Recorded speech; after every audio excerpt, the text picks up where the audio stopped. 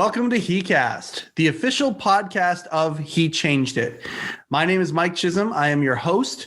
I am very excited. I'm always very excited when I do these things. I'm like a broken record when we talk about this, when I intro these things. Really grateful for everything going on in the He Changed It universe. If you haven't downloaded it yet, download, share, and come be part of the heCast world that is rapidly building. Very, very excited to talk to the guests that I always get a chance to pick the brains of, smarter people than me, people with better experience or more varied experience. And today we have somebody who I am really excited to pick the brain of. His name is Jeff Goreski. He is a facilitator of men's groups, has been for well over 15 years.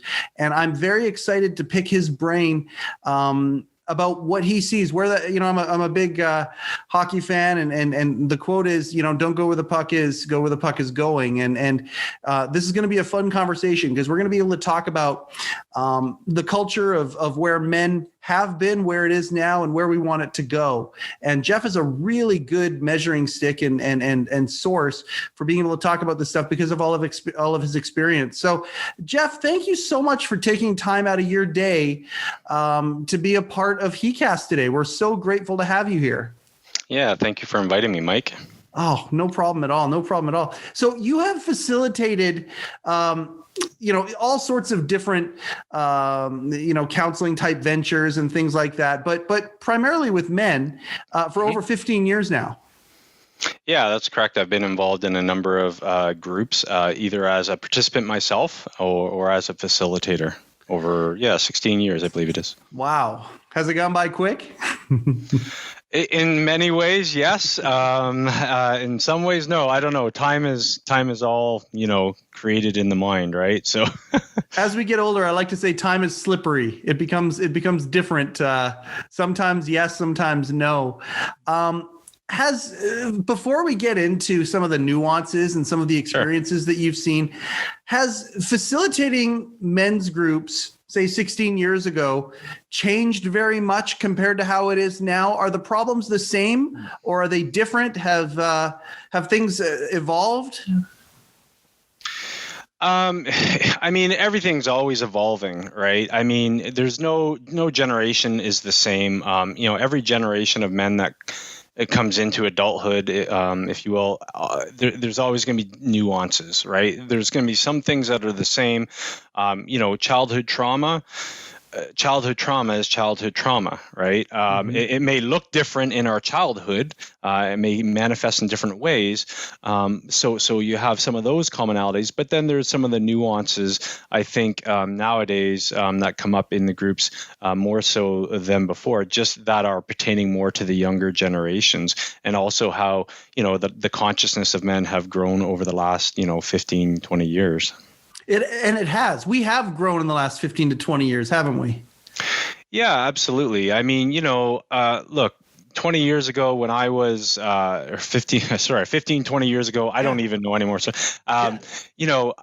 when I was looking for men's group for myself, going through my own struggles and challenges in life at the time, I had to really search long and hard for a men's group out there. So I think what's changed in the last 15 years or so is there's more awareness of men's issues. Yeah. Certainly more organizations and institutions are recognizing that men too need support. Yes. That we can't just do it on our own, that men too need an outlet, a safe space to share, to learn from each other, the collective wisdom of other men, and to have that safe space to emote and not feel judged. Yeah. And I love the idea that this is, there's more available now than there was back then. Because that's where so many men are, right? They kind of leave it until the last second, and then the last second, it's kind of a crisis. Is that what happened to you? Like, did you kind of get into this role because you started as someone who needed this? Yeah, yes and no. I was already on a self-awareness journey on my own, starting as really early on in my, around when I was 19, 20. I met a few people that just kind of influenced me and got me thinking about the bigger questions in life, right? Figuring out who I am and why I'm here and those sort of things. But certainly, yes, there was one particular instance. In this case, it was a separation through my older son's mother, with my older son's mother, that came about, and I was struggling. It was very challenging. I was still in my early 30s at the time, and I kept saying to myself, there's got to be something out there for men. Like I needed somewhere to go, to talk to vent, to work through, my guilt, my shame, my fears, my anger, all of that. I didn't want to take it out on the people around me. I'm sure I did. I mean, it's a challenge. That's what men do, isn't it? Well, we don't know anything different, right? Until we learn to authentically express our needs and in a clear way, right? Without projecting it onto someone else. Like, it's okay to be angry. It's not okay to get angry, right? And there's a big difference. And so, looking for that support, I was looking for that support because of my own challenges or struggles through that separation. And I came about the Mankind Project at the time in Victoria, it was where I was living at the time. And I was just so thankful that I connected with that organization because, I mean, not only did it open up an opportunity for me to figure out what was going on in myself, to do my work. It opened me up to a whole community of men and brothers that I can commune with and share with, and learn from in that collective wisdom. Because, one thing that men think often is, they don't talk about this stuff, so they think they're all on their own, right? Whereas, I mean, nowadays when I'm in the group I facilitate with Connect, men come in there the first time and they're just like in awe at the end of the fact that there's like, wow, I didn't know this existed. Like, if I only knew this they're not alone. Exactly. Yeah. And like, wow, if I only knew this existed 5 years ago, I would have, done it sooner. And what I think I'm seeing too in the groups nowadays is that I'm noticing younger and younger men are coming to that realization sooner, which is fantastic because, it's easier to work with someone who's younger than somebody who's older and has all this lived experience, because then the issues just get compounded on top of each other, right? And so hopefully the idea is, how can we support younger men in preventing these from happening so they have the awareness and the tools they need to succeed and live a successful, happy, fulfilled life, right? Well, and it's funny, you bring up a couple things. One of the things you brought up is I would say that in at least 80% of the podcasts that we have done so far, there's two themes that just kind of seem to keep popping up naturally. You brought up one of them, and that's awareness. And when we're not aware, we just go on that autopilot. I don't know what you want to call it. I don't know if it's ego driven or whatever it is, but that just subconscious pathways that just cause us to act a certain way. But then an awareness happens. And when an awareness or an awakening happens, then we're open to the idea of being able to do something different. But until that awareness happens, we're kind of in the dark or in the fog, aren't we? Well, absolutely. I mean, until we have the awareness, we're being driven from our own unconsciousness, our own ego, right? Yeah. And until we see that we have a choice to make, that we can make a conscious decision instead of react to something, we can respond to something in the present moment, right? Because we have the ability to respond, hence the word responsibility, versus reacting to something, which is just reacting something from our past that our ego is recreating in the present moment. So there's two here that you've already given. And for the viewers and the listeners, already, Jeff has already made his mark here as a guest. There's two so far. The first one was, it's okay to be angry, but it's not okay to get angry. And the other one is what you just said, that it's the reaction or response. And I mean, these little shorthands that you have here, those little 2-word or 3-word, things that we can do, tools that we can use are extremely powerful for a short sentence or a short phrase. That is a very powerful or profound difference. Yeah, absolutely. And most men don't even realize that, right? Going into these groups is like they just operate. There's this standard mode of operation. They think that's the way they're supposed to act because that's the way they were taught to act. Either by a poor role model, growing up, or no role model. Or no role model, exactly. And oftentimes, the anger that men, often project, and, I don't want to say that, not all men are angry. There are certainly some, just like not all women are angry, or, there's a mix of everything out there, right? But oftentimes anger is a secondary emotion. Oftentimes anger is, covering up some deep pain, usually rooted in our, early childhood years or whatever. There's some trauma there or something. And so, it's the anger is either covering up, grief or shame, something, right? And what happens is then, of course, we may take the anger out on ourselves, but through substance abuse, right? Like alcohol or other substances, self-harm, you name it, or we might take it.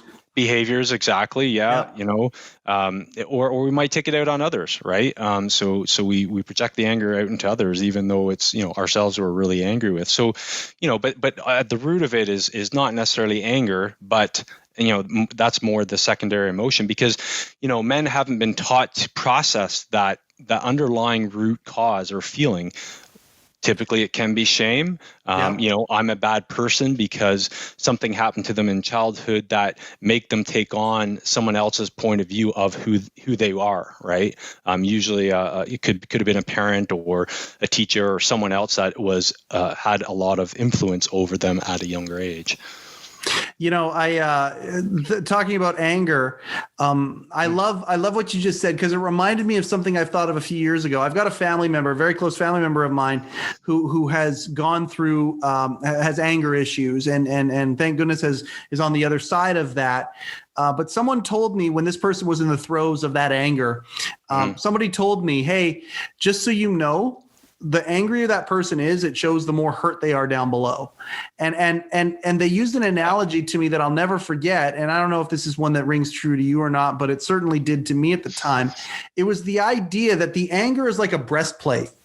Mm-hmm. It's like a piece of armor, and a defense, quite literally a defense mechanism, but underneath that armor, and that person got me to say, hey, imagine what's under that armor. Imagine if that skin was not just burned, but exposed. And imagine that it wasn't just exposed, but like completely, like his organs are out. And it's so real and so raw and so fragile that breastplate of anger is sitting over top of that, because that's what it is trying to keep people from, is the fragility of the organs that are there. And I don't know if that rings true to you or not, but that was said to me, and it made me have an extra gear of empathy for this person at the time, because that anger was just really, it was them trying to defend versus some real deep-seated pain. Absolutely. Men wear a lot of armor, can wear a lot of armor, in particular, protecting childhood wounds, because we haven't dealt with them, right? The only way I've learned to deal with them myself is to talk about them, so that I feel less shame. It's funny because, shame, and who was it? Brene Brown. I'm a big Brene Brown guy. I was going to mention her when you started.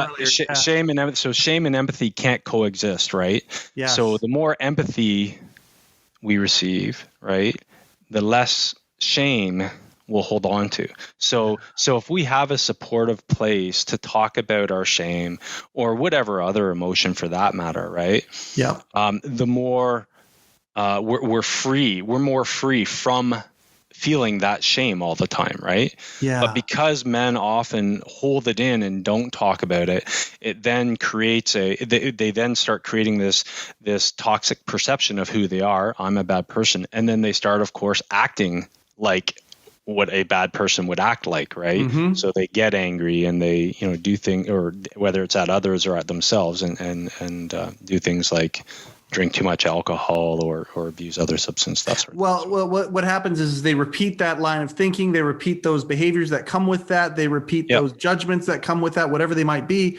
The more you repeat that, the more the pathways go from the conscious to the subconscious. They become automatic, right? Yeah. And then suddenly we got a personality. Well, exactly. And we take on that identity, right? And and that's why awareness is so key, because until we separate who we really are from those patterns, those thought patterns we've created in the mind, of all those neural pathways we've created in the mind of those identities, we don't have a choice. It's an unconscious choice. Well, it's not a choice at all, really. It's just an unconscious habit. Right. Is the right word, versus a conscious choice. Because until we have awareness that I am not my thoughts, we can't have a choice because we can either enable that part of ourselves and we can, utilize it and project it, or we can say, wait a second here, I do have a choice. I don't have to get angry right now. I see where this is coming from. This is rooted in my pain. Yeah. Okay. That's what this is about, and learning to express ourselves and be vulnerable. And it's very difficult for men to express their vulnerabilities, right? And that's why it's so important. And this is where I feel like so much healing happens. A lot of people ask me what I do and how I don't do anything. I listen. If there's anything I do, I just listen, and I don't judge. I just listen and provide 2 ears on the side of my head, and allow men to express what they need to express and emote what they need to emote. And a lot of men haven't done that. And to do that in a group of men is even more powerful. And knowing that, a lot of men, they don't necessarily know each other, they're perfect strangers. A lot of men be like, wow, I never thought I would do something like this in a room of people I don't even know. In some ways, the anonymity actually is better, right? Because there's no emotional cords tied between any of the men, right? Well, but certainly those connections can be created as men continue to sit in, those shared experiences together. So having that safe, non-judgmental environment for men to express themselves and to heal those wounds is so key and critical in helping evolve men's consciousness. I'm getting goosebumps all over the place from a variety of things that you're saying. But I mean, first off, that's what he changed it exactly is. Like if Candace or Shannon were in the room right now listening to what you're saying, it's like, okay, this anonymous place where men can connect with each other and they can have these moments where they can listen to each other and share with each other. The idea of leaving something they know and taking something they need, that's the essence of what you're talking about. And the problem, or the if you want to call it a problem, it's global. This needs to happen on a massive scale, and that's exactly what they're trying to do with He Changed It. So I appreciate you saying what you're saying, because all it's doing is solidifying exactly the mission behind He. Yeah, absolutely. And again, more and more the more awareness that come to men's issues, because here's the thing is, men experience shame just like any other human being, right? Yep. I mean, it might manifest differently, but it's like if we're conditioned not to process it, then again, it'll turn into something toxic down the road, right? Yes. And so it's helping to teach our boys, particularly, obviously, how to process their emotions, how to express themselves right from the younger ages, because then they grow up not being conditioned by this old patriarchal view of what a man should be or ought to be, and how they don't express themselves or don't emote, and they hold it in and they project this stoic image of what it is to be a man, right? Yes. Men used to commune many eons ago, before the industrial age and capitalism and everything took foot, right? We used to work in the fields together with our boys, teaching them, helping them learn to problem solve together and work together, right? And I think men in the last 100, 200 years, since capitalism and sort of the industrialization of society and urbanization of society has taken over our world, we used to have a healthier, I think. And I'm not saying it was perfect, but I think there might have been some healthier elements of masculinity back when we were more in agrarian cultures, right? Yes. but what happened, I think, and I don't know if this is it true? I don't know. This is my theory and my sure. Give us your my take. learned experience, and that is, we became very identified with the ego version of what we think is masculinity, because the way capitalism works and industrialization is who's ever the most competitive, right? Yep. Gets the stick, gets the carrot. Yep. So what we've done over the last 100, 200 years is we have created this toxic definition of masculinity through a very siloed lens, right? Yep. Of men as the breadwinner, right? And the ones with the power and all of that, and it's created a very and it's done a lot of harm, not just to women but to men, right? Like we've seen what patriarchy has done to both genders, both sexes, and we have to evolve from that. And so the way I envision men evolving from that, of course, is we have to have these groups for men to be able to feel safe to get in touch with obviously some of the things that they're holding on to have that non-judgmental environment, and reconnect men to their missions and their purpose, right? And how they're fulfilled and how they can serve, right? Because when we support men in doing that, they're going to make a difference in their lives as well as all the lives around them, not just for themselves, but their family, their community, their workplace, the world, right? And we've seen, I think there's some recent examples and probably still some current ones of toxic masculinity in leadership roles in the world, on the political level, and how that plays out, right? And how that impacts everyone.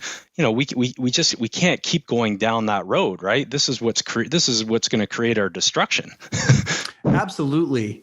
There's a whole bunch of stuff that you have said in there that I would love to unpack, and we could have entire podcasts on just a few of the things that you've said there. It's a big subject, and we knew that going into this.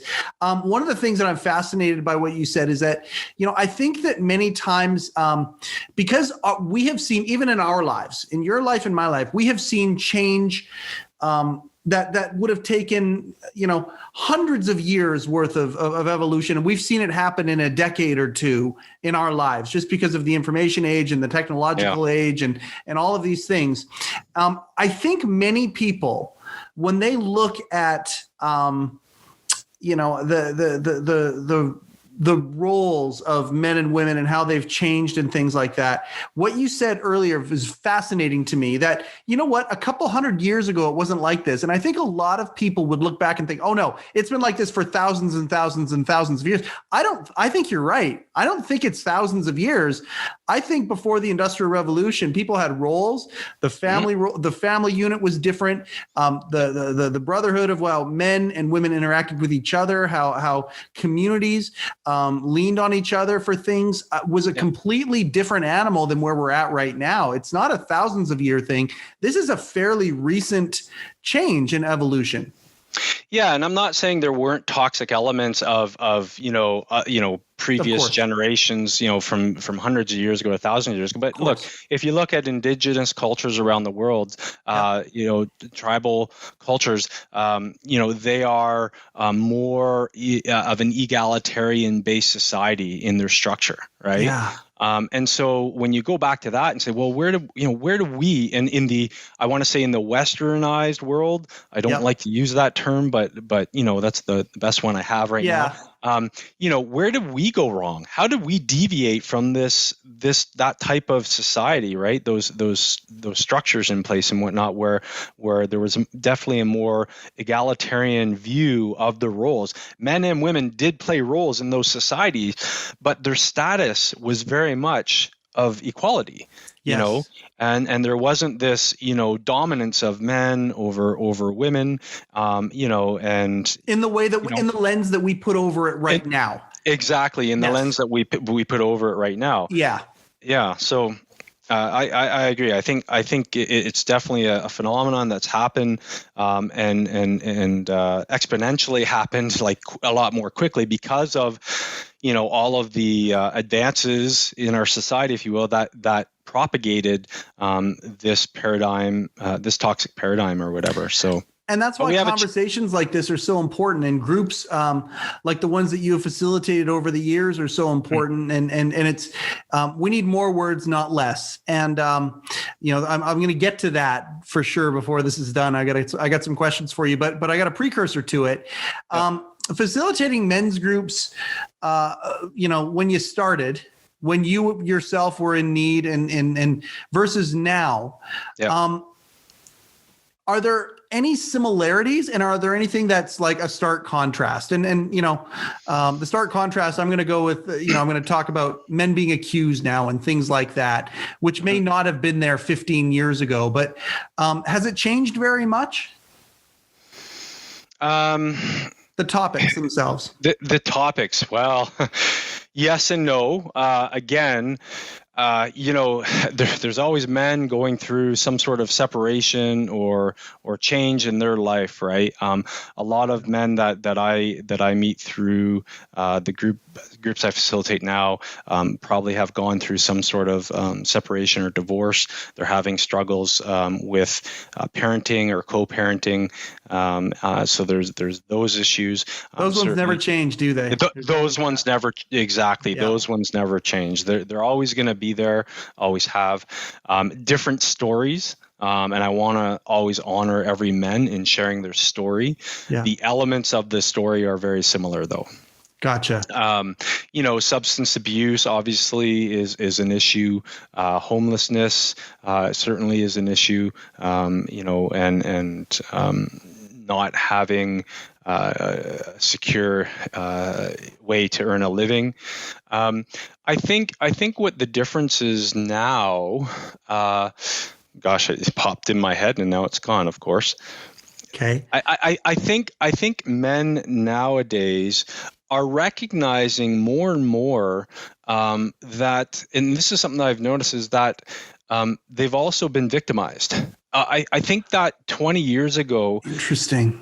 Yeah, like I think the awareness was there. Yeah.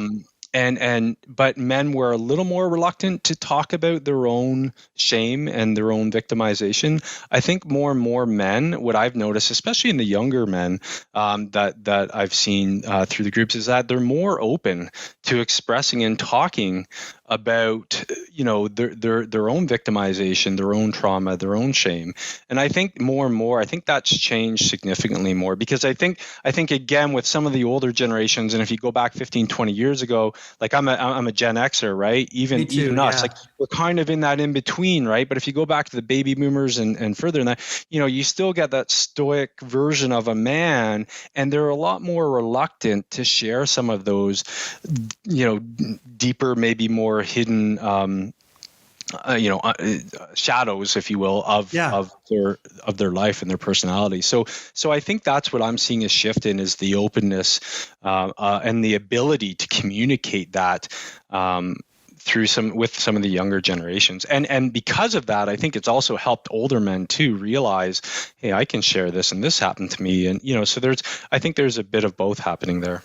Well, and the generational thing is fascinating. That's another thing that we could go and do an entire podcast on.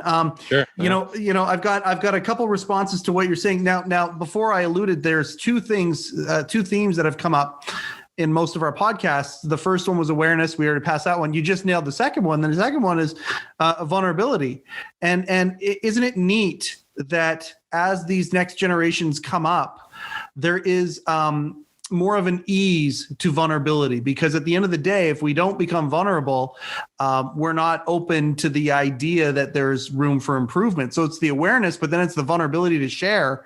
That's a huge thing. So that's the other topic that's come up over and over and over again, is vulnerability. So I appreciate your words on that. The other thing too is I'm a big comedy fan, and one of the guys I like is a guy by the name of Judd Apatow. He made a movie a few years ago called Funny People.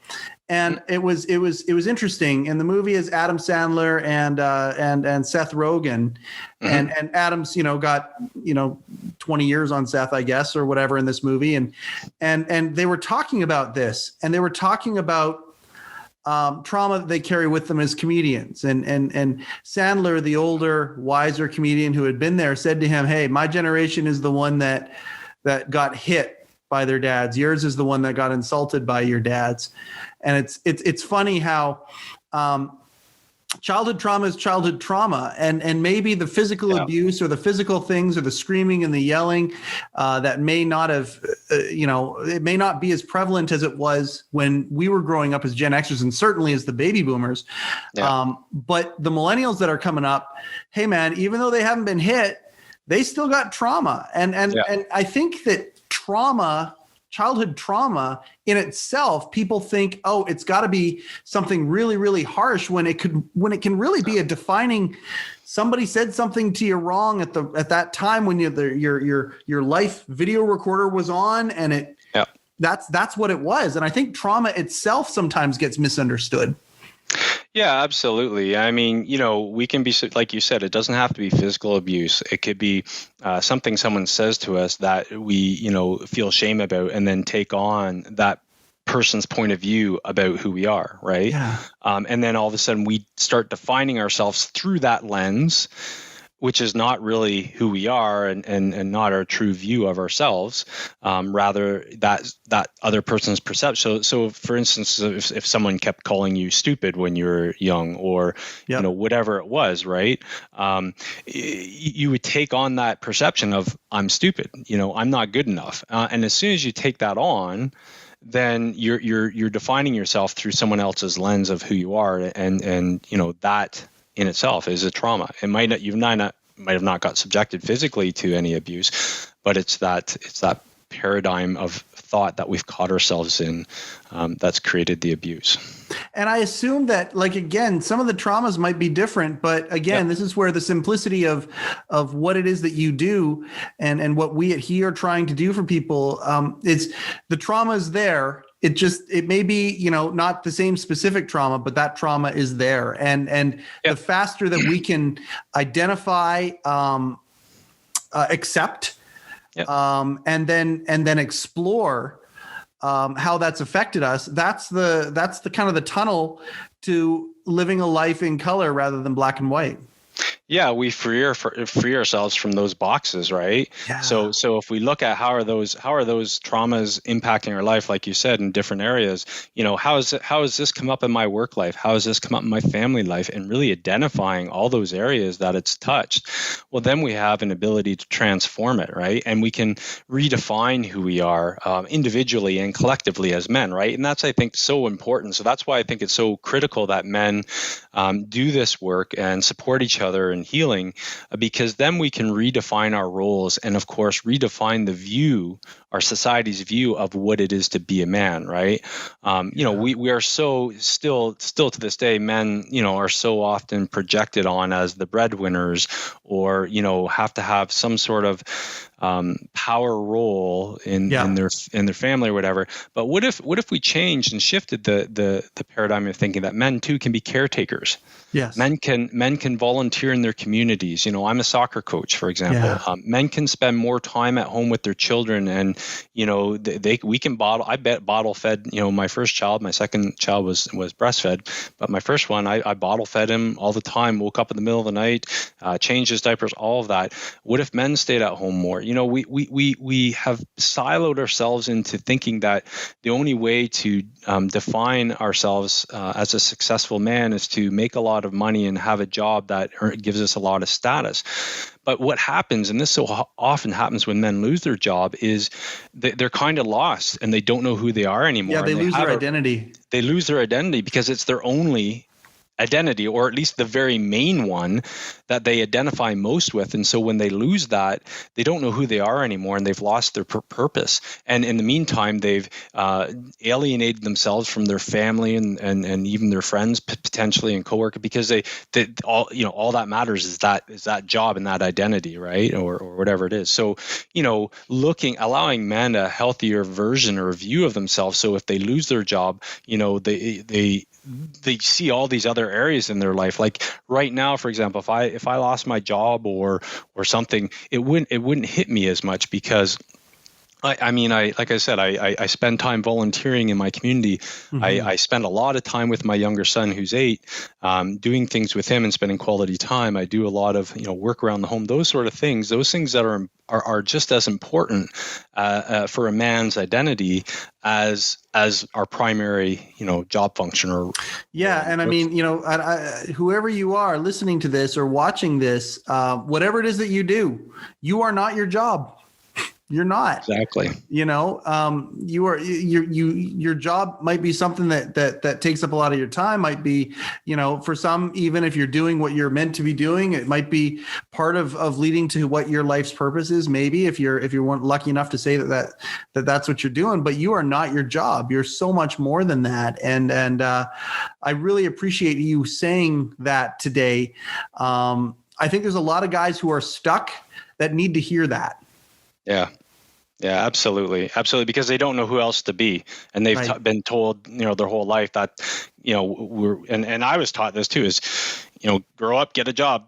That's all that was ever. Nobody ever said to me, be a stay-home dad, volunteer, be a soccer coach for your son's soccer team. Or, I went to my, when my son started at this, one of the elementary schools here a couple of years ago, I was the only dad at the PTA meeting. Oh, wow. So that says something right there. Yeah, it does. Where are the men in our communities, right? Yeah. And that's a powerful thing. You just saying that is a powerful thing, because there are dads who are going to listen to this and go, how come I haven't been involved in that? And that's part of that. That's part of creating that awareness, right? So we can have these interruptions. But if we're living in that fog that we were talking about, that perpetual unawareness, it's examples like that get men to think about and create these moments of awareness. Because it's really great to say, hey, how important awareness is, but it's kind of sometimes got to kick you in the teeth to show, to create itself. Or people can listen to things like what you just said there. I was the only man in my kid's PTA. And that might get somebody starting to think, oh, you know what? I wonder how many men are in my, kid's PTA. Why aren't I there? That kind of a thing.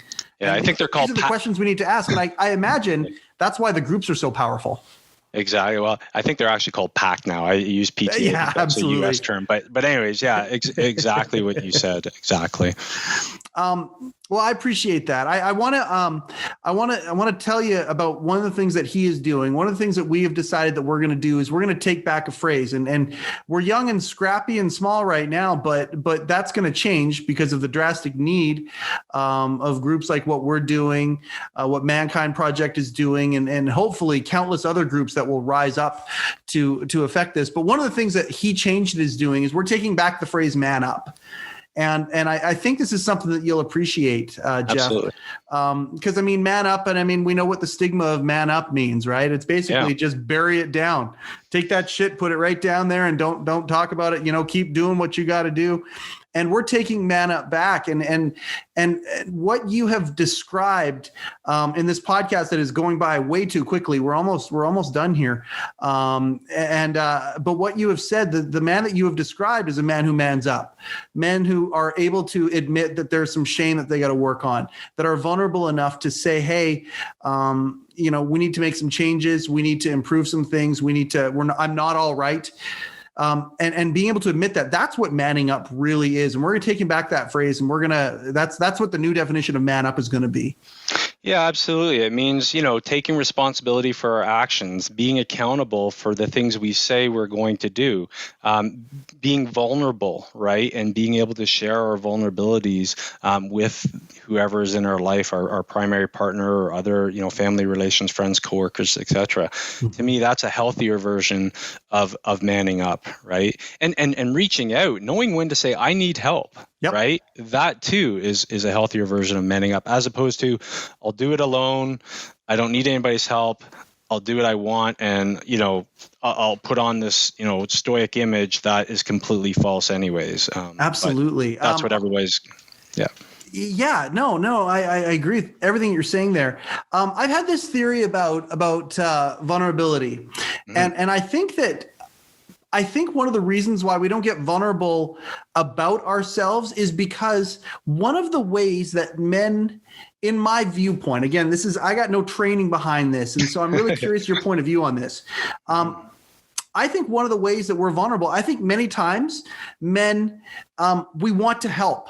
If somebody's painting their fence and we're seeing it happen, and we've had an experience in our life where we can shortcut somebody, we actually have it in us to say, hey, can I give you some advice? Can I help you? And it can get toxic. Like mansplaining is one of these things that's out there now that, that might need to keep that muscle reflex in check. But we actually want to help people with this kind of stuff. And that's being vulnerable too, isn't it? Yeah, I mean, look, we're natural problem solvers, right? Yeah. We're always wanting. Men are very much oriented to the action world, right? We like to do things because the doing has the purpose for us. Yes. Right, and that's what creates the connection. Is and I always say that. There's a saying I have, and that is consciousness without action is pointless, but action without consciousness is dangerous, right? Oh, there's another one, man. Yep. Take that one for your files. I don't know. Yep. But yeah, so look, men naturally want to serve. They naturally want to support their communities, right? And that's how we step up into our leadership. And I don't mean leadership as in a hierarchical way, but as servant leadership, right? Where we're actually there to serve the people around us in our families, in our communities, in our workplaces, in our world, right? Yes. And it's through that action, individually and collectively, that we create that service of the. You know what I'm saying? I lost my train of thought. 100% know what you're saying. Yeah, and where my point comes in too is that when you do that, you're actually being vulnerable. And I think there's a lot of guys out there who don't think they're vulnerable at all.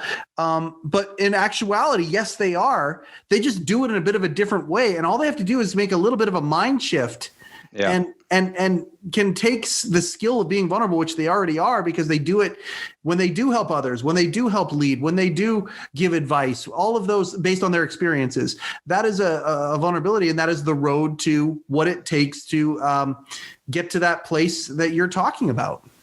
Yeah, exactly. Like it's just that little shift. Instead of trying to, solve the problem for somebody else, you might ask instead, how can I support you with this? Yes. Right? Is there something I can support you in achieving what you're trying to achieve? Right? Yes. Because that's an act of service versus telling them what you think they should do. Because in telling them, giving them advice, there can be some shaming and some judgment in giving that advice. Yes. Because what they're currently doing isn't right. Right. In our minds, right? Or that's what they're perceiving.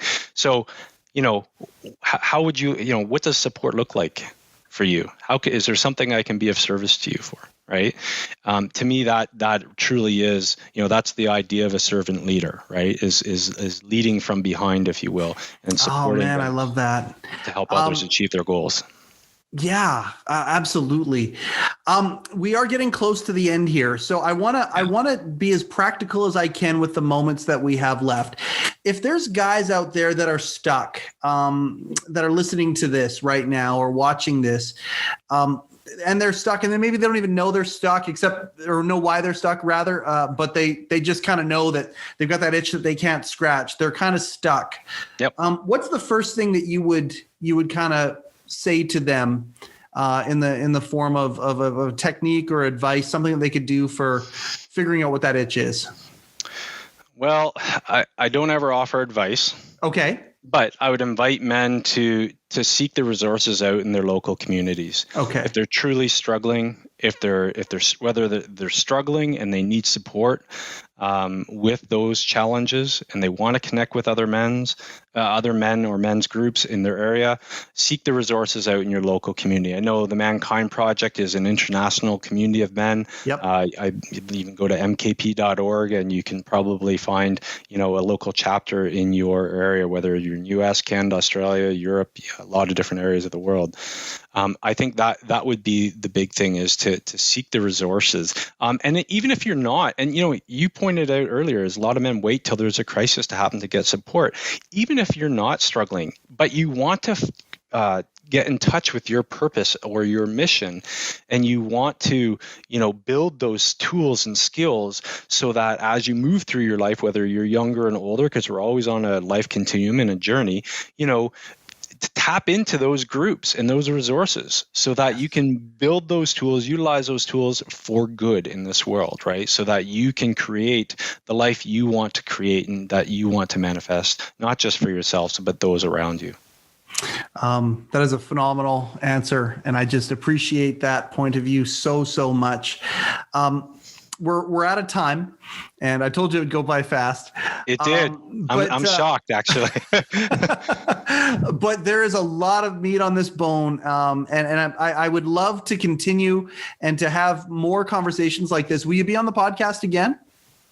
Yeah, absolutely. I'll just wait for an invitation. Well, I appreciate it, man. And as the features in He start to be built out more, we'll provide opportunities that maybe you could, if people want to come and do a Q&A or things like that, we would more than be excited to have you there, Jeff. I just want to say thank you for being a beacon of light for guys out there for so long.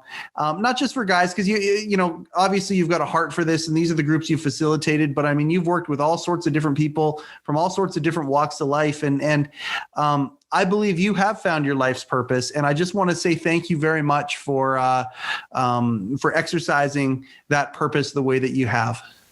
Yeah, thank you very much, Mike. My pleasure's all mine. I'm always here to support men in any way I can, and also grow the collective consciousness around men's challenges and struggles and experiences, and whatever I can do to advance the evolutionary thinking around that, I'm always supportive of.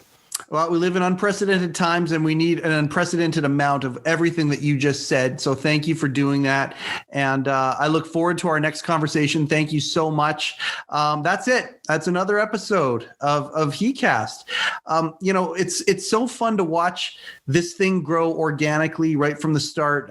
This little germ of an idea that my wife had and started bringing others in on 3 years ago, and to see where it is now and where it's going and what's going to happen with it. If you haven't downloaded the He Changed It app yet, go check it out. It's in both the iOS and the Android stores.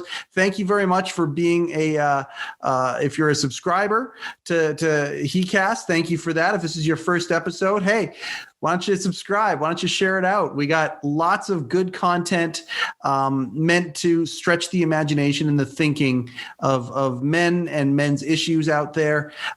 This has been another episode of heCast, the official podcast of He Changed It. My name is Mike Chisholm. Go change something.